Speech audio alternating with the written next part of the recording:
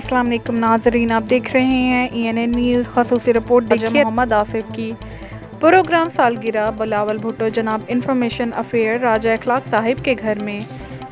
تحریک انصاف اور کفر زرخیز سیاسی دردی سے تعلق رکھنے والے اور آزاد کشمیر کے عظیم سیاسی شخصیت سابق وزیر تعمیرات عامہ کے فرزند کے 23 ستمبر کے تعزیتی ریفرنس کے لیے تیاریاں عروج پر پہنچ گئیں۔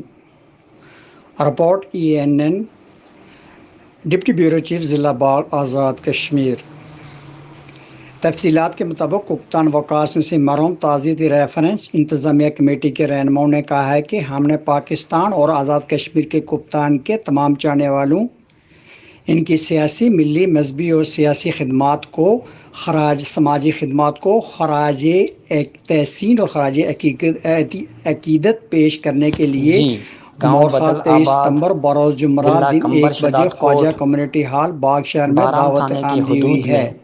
ایک ننھے سے بچے وقاص کو نسیم مرحوم کے پانی ٹائیگرز سے پورے نکالا باغ میں گیا ہے، جگہ جگہ جبکہ پوسٹرز گاؤں اور والوں کا بینر کہنا تھا لگانے کی کہ ہم تیاری نے کر بچے رہے کو ہیں اور ڈوبتی قانون ہوئی میٹنگ حالت میں میں دیکھ مصروف کر عمل ہیں۔ فوراً ہی اسے باہر نکالا۔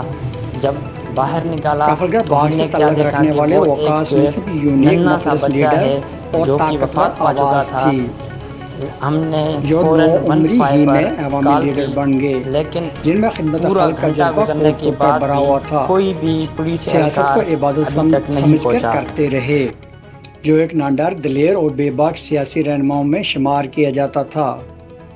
بہت ہی کم وقت میں بڑے بڑے سیاسی مگرمچھوں سے سیاست کے میدان میں بہت آگے نکل گئے تھے۔